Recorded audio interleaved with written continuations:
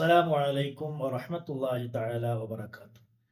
கண்ணியம் நிறைந்த அல்லாஹுவின் நல்லடியார்களே, ரமலான் மாதம் பிறை 3 அன்னை ஃபாத்திமா ரலியல்லாஹு அன்ஹா அவர்களின் வஃபாத் நாள்.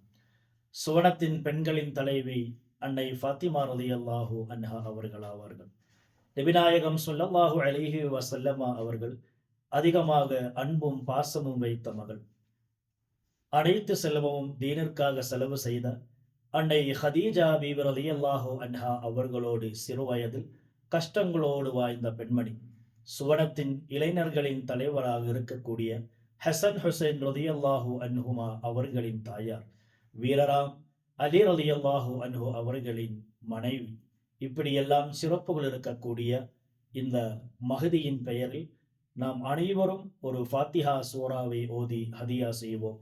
அல்லாஹு ஜல்ல ஷானஹு தஆலா அதற்கான தௌஃபீக்கை தந்து அருள் புரியவனாக.